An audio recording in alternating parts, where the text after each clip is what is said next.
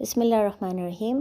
سورہ حجرات میں اللہ کہتے ہیں یا ایھا الناس انا خلقناکم من ذکر و انثی وجعلناکم شعوبا وقبائل لتعارفوا ان اکرمکم عند اللہ اتقاکم ان اللہ علیم خبیر۔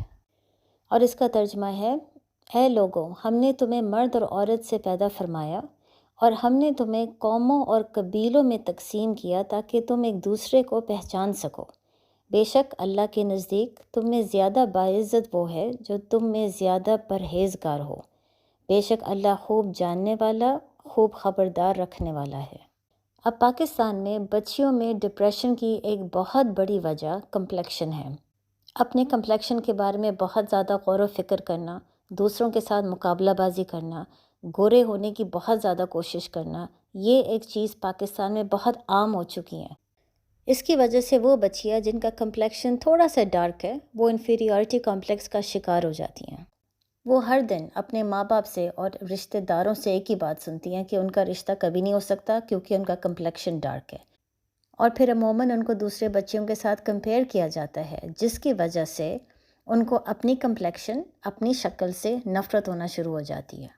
اور پھر وہی بچی جو چھوٹے ہوتے ہوئے بہت کانفیڈنٹ اور بہت خوش تھی، وہ اچانک بڑے ہو کے کمپلیکس میں آ جاتی ہے۔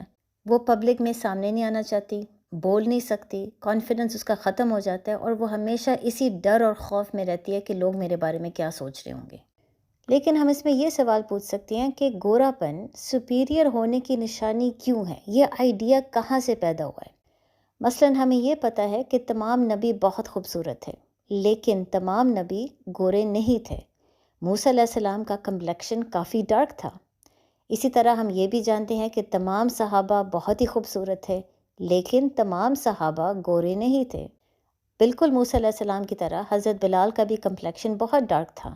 تو اس لیے ہمیں یہ سوال ضرور پوچھنا چاہیے کہ یہ آئیڈیا کہاں سے شروع ہوا تھا کہ گورا پن سپیریئر ہونے کی نشانی ہے؟ اور اس کا جواب ہے میڈیا اور موویز۔ مثلاً آپ اگر کبھی اشتہار دیکھیں تو جس اشتہار میں عورت بہت کامیاب اور خوش دکھائی جائے گی وہ ہمیشہ گوری ہوگی۔ جو عورت اپنی شادی میں بہت خوش ہے یا جس کا میاں اس سے بہت راضی ہے وہ بھی ہمیشہ گوری ہوگی۔ تو اسی طرح ہماری انڈاکٹرینیشن ہونا شروع ہو جاتی ہے اور ہمیں یہ سکھایا جاتا ہے کہ گورا پن کامیاب ہونے کی نشانی ہے۔ بلکہ میڈیا اور موویز کے ذریعے ہم ہمیشہ ویسٹ کو فالو کرنے کی بہت زیادہ کوشش کرتے ہیں۔ ان کا لباس اور ان کے برانڈز کو ہم اپنے لوکل برانڈ سے زیادہ اہمیت دیتے ہیں، اور آہستہ آہستہ ان کا پورا کلچر اڈاپٹ کرنے کی کوشش کرتے ہیں کیونکہ ہمیں یہ محسوس ہوتا ہے کہ وہ ہم سے بہتر ہیں۔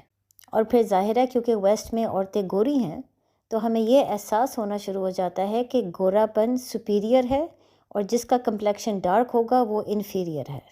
اسی طرح جب بھی آپ موویز دیکھیں گے تو غلام کا کمپلیکشن ہمیشہ ڈارک ہوگا اور اس کے مالک کا کمپلیکشن ہمیشہ گورا ہوگا۔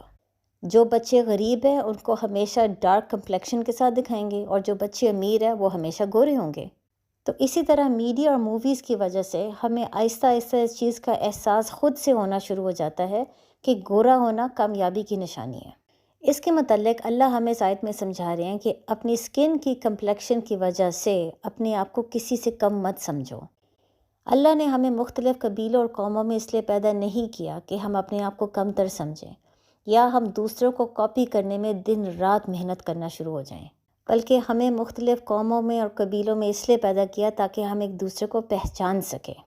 اگر ہم میں سے ہر انسان کی شکل اور کمپلیکشن بالکل ایک جیسی ہوتی تو پھر ہم اپنی آئیڈینٹی کھو بیٹھتے۔ بلکہ اصل خوبصورتی تو یہ ہے کہ اس پوری دنیا میں لاکھوں لوگ ہیں، لیکن آپ جیسا صرف ایک ہے۔ آپ کی نیچر جیسا، آپ کی کمپلیکشن اور آپ کے فیچرز جیسا ایک ہی ہے، اور اس سے آپ کو اندازہ ہوتا ہے کہ اللہ نے آپ کو کتنا خوبصورت اور کتنا اسپیشل بنایا ہے۔ بلکہ یہی وجہ ہے کہ جب لوگ آپ کو دیکھتے ہیں تو وہ آپ کو پہچان سکتے ہیں۔ لیکن افسوس کی یہ بات ہے کہ بجائے اس کے کہ ہم اپنے آپ سے محبت کریں، ہمیں یہ احساس ہو کہ اللہ نے ہمیں کتنا خاص بنایا ہے، ہم دوسروں کو کاپی کرنے میں دن رات محنت کرتے ہیں۔ ہمیں اپنا کمپلیکشن نہیں پسند، ہمیں دوسرے کا کمپلیکشن پسند ہے۔ ہمیں اپنی آنکھیں نہیں پسند، ہمیں دوسروں کی آنکھیں پسند ہیں۔ ہمیں اپنا ناک، کان، جو فیچرز اللہ نے ہمیں دیے ہیں اس سے ہم راضی نہیں ہیں، ہمیں دوسرے کے چاہیے۔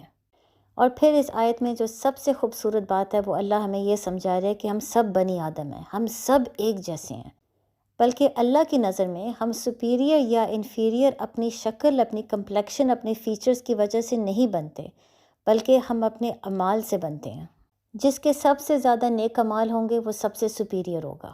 تو اس لیے یاد رکھیں، زندگی کا مقصد بہت زیادہ رشتے حاصل کرنا یا بہت تعریف حاصل کرنا نہیں ہے۔ زندگی کا مقصد ہے اپنے رب سے محبت کرو، اور جو سب سے خوبصورت چیز آپ کے رب نے بنائی ہے اس سے محبت کرو، اور وہ آپ خود ہیں۔ جب تک انسان اپنے آپ سے محبت نہیں کرے گا وہ اپنے رب سے محبت کر ہی نہیں سکتا۔